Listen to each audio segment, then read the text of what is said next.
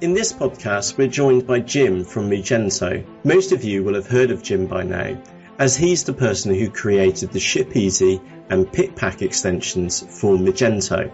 In this podcast, we discuss how the extensions came to exist whilst Jim was running his very own online business using Magento.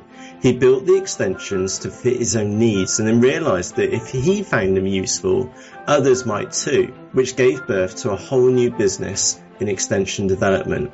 Here, how Jim started his online business, how he operates both the development and a fashion business, and also shares a couple of tips on how to get started.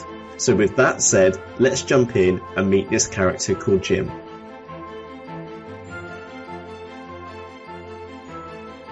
Jim, can you tell us the story behind the Moogento extensions and where did the ideas come from? So yeah, I was playing around. I wanted to sell some clothes in Thailand, and I'd installed Magento. Mm-hmm. And everyone said it was the best thing to use. So I'm like, all right, I'll learn it. And we started getting orders, and I just could not work out how to use it. It took me so much time to work out how to ship something. I couldn't believe that you couldn't see what someone had ordered without clicking into that order. And I've done a bit of coding before, so I knew it must be possible. So, yeah, I basically started making my own code to do what I wanted it to look like and rocked it into an extension, and someone bought it. That's always a good sign. Yeah, you know.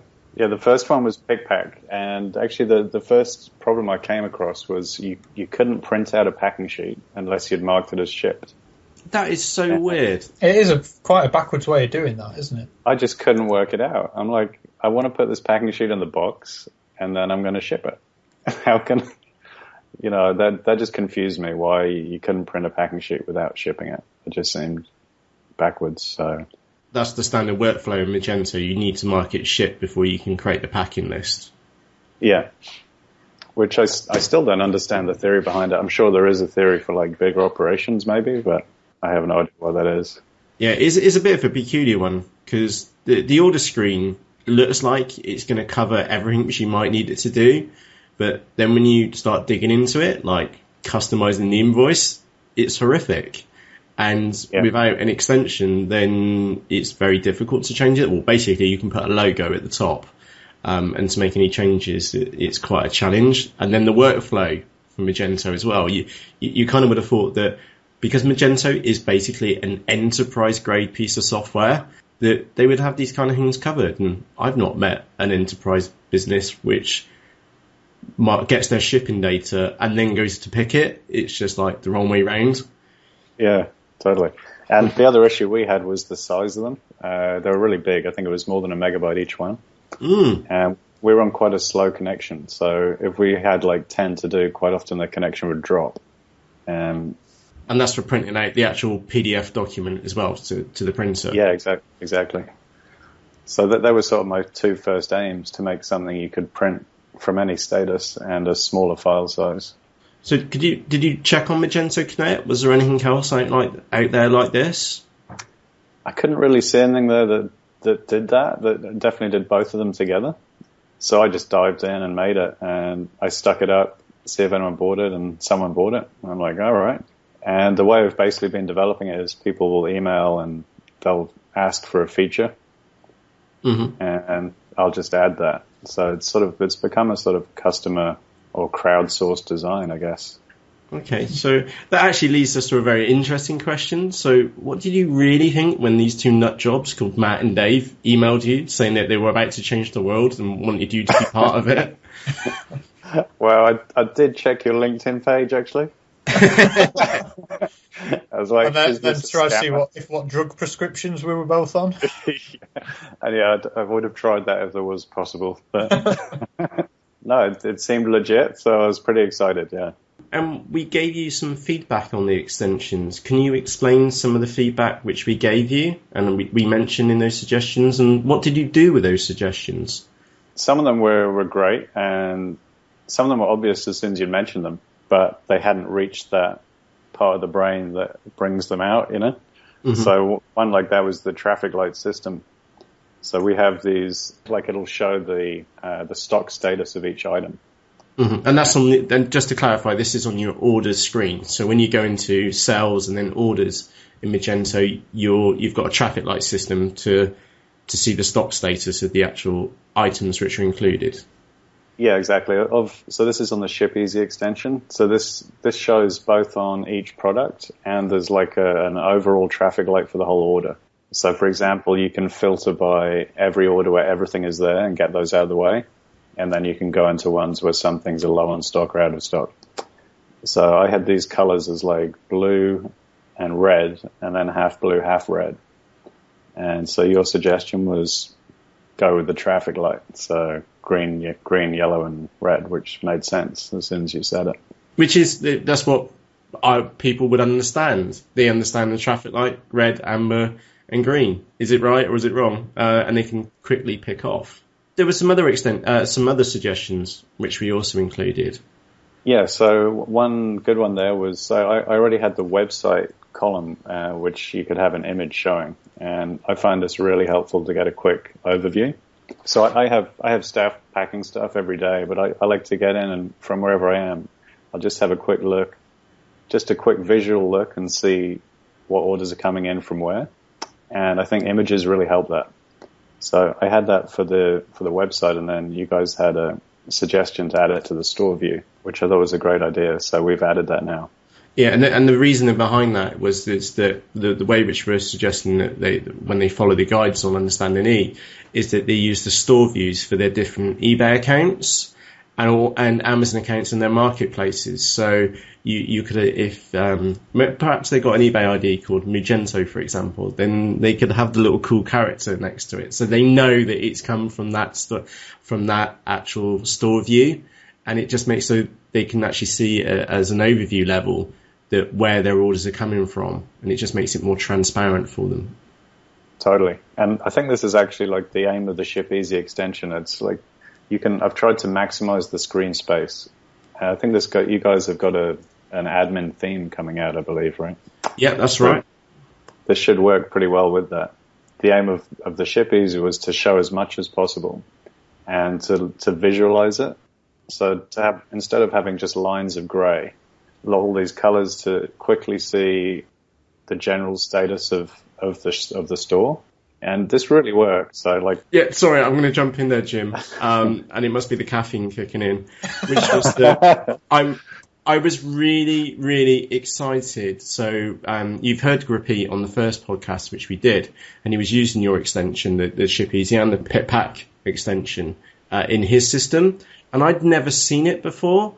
And Grippy showed me his admin panel for Magento, and I suddenly saw it. The penny dropped, which was the one thing which we'd set up in eSeller Pro was this color-coded ordered system. So if you had an order which was red, that meant it had no payment on there. Okay, if it was white, then it was processing. Okay, it was you need to action that order, and then of course any other colors, maybe like green because it's been dispatched, for example. We had that in there, and it's just like the traffic light system. It's very easy to understand. You can basically tell someone, well, if it's white, you ship it, and any other color, it's either a good problem or a bad problem in there. And when I saw that in Grippy's system, I go, brilliant! That is eSeller Pro. And I was like, who develops it? Give me his name for it. Give me his website. And that's where the email came from, which was like, oh my God, Jim, I've just seen what Grippy has got. We need to catch up. And the ShipEasy extension just makes it customer service proof because you can see what's going on. So yeah, massive hat tip for that. You're going to make a lot of people's lives an awful lot easier. That's great. I hope so. I mean, I've developed it myself. Basically, we have a lot of Thai people who've been helping out with this before, and they're not the most computer literate people. You really need to break it down visually. With the original Magento system, it would take about 3 months of training before they were able to use this in a decent, fast way. Oh, and that's users as in staff for your business, which actually use this extension to ship out products yourself. Yeah, so before I made these, it would take about 3 months of training for them to be able to regularly ship without problems orders that come into Magento. Now the training time is about 5 minutes. Wow. That's quite a difference. Yeah. And for me, because I travel a lot, so I was heavily motivated. I didn't want to keep flying back to Thailand as soon as like a staff member had quit and retrain the next one. So this system, it also means they can ship a lot more. So we're able to ship maybe 4 times the quantity we were before, and it takes loads less time. So one of the nice combinations which you've got between the two extensions, you've got ShipEasy, which makes the order screen an awful lot more user-friendly. You've got another extension called PickPack, which helps create customized documents. So that's can you just talk us through those documents which you can print with PickPack? So yeah, PickPack, the main ones we use are the packing sheets. So we filter by every order that's not been printed. So in ShipEasy, it integrates with PickPack. You can have a column which shows which have been printed. We'll just filter by ones that haven't been printed, print out all the new packing sheets. Those get set into boxes. We have another PDF output for order combined pick list. So this combines every product from every order that you've selected and groups by the SKU. And you can then sort it by your shelving attribute if you're in a warehouse or whatever to speed that up. Can you just explain that for somebody who's listening to this, what that attribute could be and maybe how they would set it up? So basically in your products, when you're setting those up, you might have an attribute, say shelf, and maybe it depends how you have your warehouse set up. But say you have rows that it might be A for one row, B for the next, and then you might have like 1, 2, 3, 4, 5 as a shelf number. So you could have like when you're loading those products onto the shelves, you make a note of the shelf position. That would go in your shelf attribute. So when you print out the order combined picking list, you can sort it by the shelf attribute, so you're not zigzagging through the warehouse. Mm-hmm. You like start at A and end up at Z. Mm-hmm. And it's these shelf attributes which come out on the actual PickPack documents as well. Yeah, it's totally customizable, so you can choose which attributes you want to show. The other one, which is quite useful, is the order separated pick list. So this just does a quick overview of each order, like listed one above each other. So sometimes this is easier than picking off the shelves in a big group. I was just having a look on the site, and yeah, you've got the order barcode above it. Then actually on your screenshot which you've got on the site, you've got a stock warning on there. Yeah. And is there a threshold set in the PickPack? Yeah, again, that's customizable. So depending on how you have your stock and when you want to be warned, this will give you, it's pretty handy. I mean, normally you'll have enough stock, but sometimes it might run out. Maybe you order as soon as stuff does run out. I mean, one thing I've found is everyone's extremely different setups. Basically, we have a lot of people contact for customization, so I get to see a lot of different Magento stores, and everyone is set up different. So this is partly why we have so many customization options. Mm-hmm. And that's something which we're looking to do with UnderstandingE, is trying to standardize this into a common process. But there is one thing which I've learned over the last 10 years is that I've seen businesses hunt frantically trying to find the best PickPack dispatch process. And they'll go and look at all these other different companies. They'll go and visit them and go and see what's going on. And the irony is that there is no perfect PickPack dispatch process. There's just a process which works for you and your own business in there. And some guys may want to print a pick list and then go and pick them and then go and pack them. Some guys just want to work from like your order separated pick list and they work on a per order basis. And then some businesses want a combination of all of them. And you've got those kind of free bases covered with the PickPack extension. Plus we have CSV order exports. Ooh. So tell us more. So yeah, a lot of people have like third-party warehouses doing their fulfillment for them. So for these guys need a CSV sent to them or emailed to them. Can you automatically FTP that out or make it available on the server? Yeah, that's built into the latest version of PickPack. Not yet public. but it will be in the next week or two. And again, if you're listening to this right now, this has been recorded in November 2013. So by the time you hear this, then that should be live. Okay. Sweet. Yeah, so there's 3 different types of CSVs you can output there. You can have like each order. I've come across like a lot of different uses for these. So like I found it quite handy to be able to export a CSV of orders, just like each line is each order. This is quite handy for accounting. So you can put in like the PayPal transaction ID, the amount that was spent, the order ID, the country it went to. Then we have like the order separated products as a CSV. This is great for the fulfillment houses. And again, these are things people have actually requested. Once they come in and we've made it, then other people lock onto it and they're like, oh, you've got that as well. That's great. But can we have that and this, probably? Yeah, they do add on a couple of things. So there's one last thing that we have for an export there, which is a cargo manifest. This is something that we use a lot. We basically combine orders into boxes and we ship these to fulfillment centers ourselves. Those guys open up the combined boxes and ship on the orders. So when we're shipping overseas, you have to give the customs a list of what's in each box, the value, the weight, and then the total for that shipment. So we have this cargo manifest which does that for you. Oh, right. So if you were using fulfillment services and so if we were based in the UK and we were dispatching a large number of orders in, say, to the United States, to trim our shipping down, what you could do is ship it in one great big box, okay, get it delivered into a fulfillment center in the United States, and then get them to separate that out into the separate orders and then dispatch locally within the local or USPS, presume network within the United States. Exactly, yeah. That's what we do, actually. We've got the same setup in England, Australia, and the US. In the US, it actually works out cheaper to use FedEx if you've got an account with them than USPS. But, yeah, the important thing is with this one, when you're exporting, you have to provide the shipper with a list of the type of items that are in there. And it's actually cheaper if you can make it a simplified customs declaration. So if you have like 4 types of shorts, you don't want to have a separate customs listing for each short. You just want it to say like 100% cotton shorts. And then for your customs broker, this is cheaper and easier for them. So it'll actually cost you less to ship. I'll tell you what I'm thinking for this, actually, which is that in the UK, when you dispatch into Europe, you've got to... No, Dave, is this right or wrong? You need a CM22 form to go on the box. Yeah, that's correct if you're using Royal Mail. Couriers work differently. But yeah, if you're using Royal Mail, you need the CM21 form, which is like the customs declaration piece. Yeah.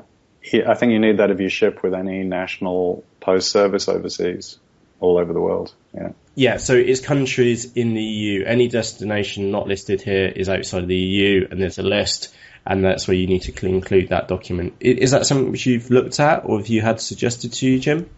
Yeah, it is. And I put it on hold just because I started thinking about, all right, so you're going to have, like, say you have an order with 10 pieces, 10 different items in it. Mm-hmm. That whole process of like listing out the weight, the value, and lining it up on that form, I'm not sure exactly how that would be done. I think you'd need a sort of similar filtration system as the manifest. It would be a good idea for sure. Something we have, which is in the new version, which will be out soon, which is slightly related, is based on your shipping method, you can add a custom background to your shipping label if you have integrated labels. So say if you have like Royal Mail first class, it can show that business first class printed number. There's a curious question for you, Jim, which is that on eBay, or just check on Amazon because you'll recognize Amazon, is that the customer, with Amazon, there's 2 shipping methods. There's standard and there's expedited. Okay, and when you get an order coming through from M2E Pro, they'll either be Amazon standard shipping or expedited. But that doesn't actually match to a courier or carrier. So it doesn't match to Royal Mail. It doesn't match to FedEx, or it doesn't match to DPD, for example. We're struggling to find this right now because these Magento guys have just not got their heads around this. which is that the shipping method which the customer actually chooses on the actual marketplace or even on the website doesn't actually mean that'll be the shipping method which you as a business owner will actually ship the product. Right. So we might have this covered. So we have a grid set up so you can add as many variations as you want. And you can choose to have different background printed, which would relate to different shipping methods based on either country of the shipping country or a pattern match against the shipping method. Do you know if that works with M2E Pro? Just out of curiosity. Or could you make it work with M2E Pro? It's probably the better question. Oh, we could definitely make it work with it. Jim, after that slight off-topic conversation for about 20 minutes, right, do you actually use the online marketplaces yourself? I do use Amazon through a custom integration. So that connects up, pulls orders, sends them the details when it's shipped, and that's hooked into the ticket system as well. So when we reply to a ticket, it goes back through the Amazon message system. So you're using Amazon, and those Amazon orders come into Magento? Yeah, they come in as a fresh order. It actually shows the Amazon order ID instead of the Magento order ID. Nice. Okay. So you can search by the order ID that the customer is talking about. Yeah, it works pretty well. We haven't gone as far as eBay. So right now eBay is totally manual. So do you sell much on eBay right now? No, not really. Maybe 1 or 2 orders a day. It's definitely something I want to look at doing with M2E Pro, but we have this restriction from eBay for the number of products we can list. We have 3,000 SKUs, I think. So it sounds like you've hit the seller limits. Exactly. It's kind of like what Amazon have always had, which is that, we'll let you list unlimited items for the first 3 or 4 months until we work out if you're any good or not, and then we'll give you access to the buy box, and then suddenly you get this great big flood of sales the day that they turn it on. And then that reminded me, we did a podcast with a chap called Jason, and in the podcast we spoke, and he mentioned about Amazon and said, well, I've been on there for about 4 months now, and we're only getting a couple of orders a day. And I said, right, go and email Amazon immediately and say that we've been selling on Amazon for the last couple of weeks, the last couple of, for 3 to 4 months, and we're only getting a couple of orders a day, and I don't appear to be having the buy box. And then Jason emailed me, Skyped me frantically the next day, is that I've got the buy box. I've had 100 orders come in. Wow. And he was really excited. And where I was going with that is that eBay have now employed something very similar, but they've done it in stages. So if you're a brand new seller, then they'll only let you list, say, 100 items or something like that. And then after the first couple of weeks, month, then they'll increase your limits. So right now, if your cap is 1,500 items to be listed throughout the month, then just work with it, because once they've worked out that you're a trustworthy seller, then they'll start removing the restrictions for you. And it's always a good idea to phone them up. And I think you've already given them a ring as well, haven't you? To do it. And again, just wait a week and then phone them up again. There's some of these really good lines in, but I can't add them to eBay because I've got this restriction. And then just phone them up, be really polite, and say, look, we're doing a couple of orders a day, but we could be doing a lot more, and just play the game. Yeah, I'll definitely try that. I have a time difference issue. When I registered with them, I was living in Canada, so I've got to keep calling them in their North American. They seem to only be open 9 a.m. till 6 p.m., which it seems a little bit tricky time frame to connect in. So you're in pretty much the complete reverse of that. Yeah, exactly, yeah. So, Jim, you're obviously quite an entrepreneurial person. You saw a problem and you went and fixed it for your own needs and created ShipEasy and PickPack, and it just kind of turned out that a lot of other people liked it, and then this really excitable Matt phoned you up on Skype in a cafe and said, oh my God, what have you created? This is amazing. What one piece of advice would you give to someone wanting to start their own business, specifically selling online? What kind of advice would you give them? I would say just give it a go. I mean, it's so easy these days with online stuff. You can stick up a WordPress store in an hour. Just see if there's any interest out there.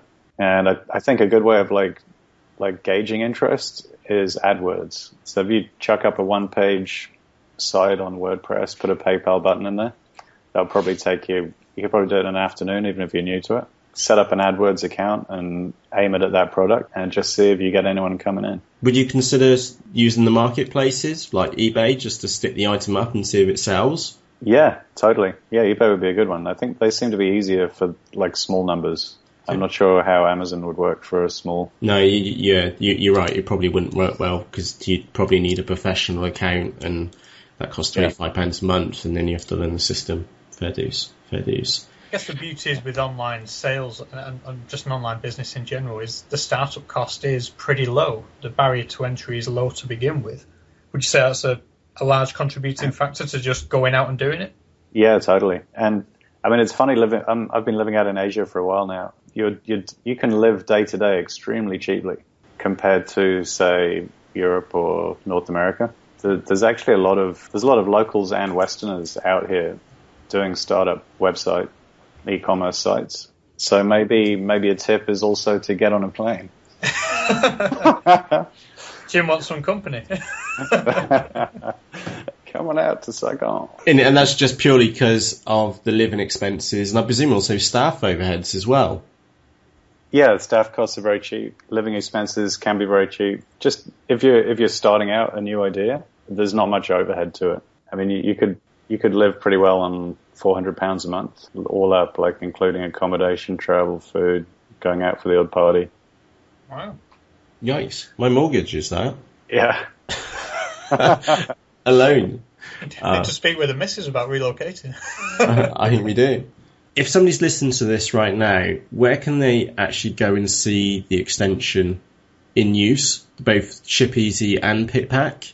So I've made a little discount for your listeners, viewers. If they go to moogento.com/understandingE, then they'll have a page which they'll get a 20% discount. Nice. Okay. First time we've had any discounts. Special. We're privileged. And from there they can explore the site and see the various plugins. And hopefully by the time this goes live, there'll be a bunch of other ones on there. Okay. And there's also demos on your site as well. So if they wanted to see the ShipEasy extension in action, there's a button which you've got in there which they can click on and actually see the extension live in a demo site. Totally, yeah. So, for example, ShipEasy is shipeasy.moogento.com and PickPack.moogento.com. And both those have live demo Magento stores with the sample data in and just that extension loaded so you can see what it does. Sweet. Jim, you're quite active in the forums anyway, and we really appreciate that. And thank you ever so much for your time. A lot of useful information there. Thanks for setting them up. Hey guys, it's Dave here, and I've just finished editing the Jim podcast. Now, currently it's looking like a 30-minute podcast, but this was actually a 2-hour podcast, and I've just finished cutting it all up. Now, for a bit of fun, I've included a couple of little snippets which previously I had to cut out, so you can actually get an insight into what on earth we talked about for 2 hours. Enjoy.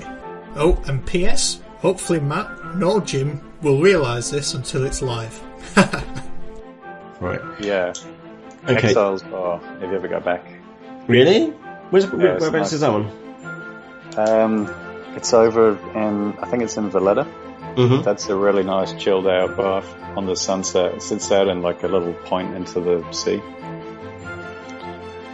My recommendation. Is it up by the bell on the end, or is it up on the top by the cannons?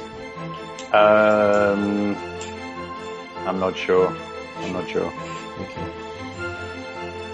Just seen the triple the link on the bottom. Right.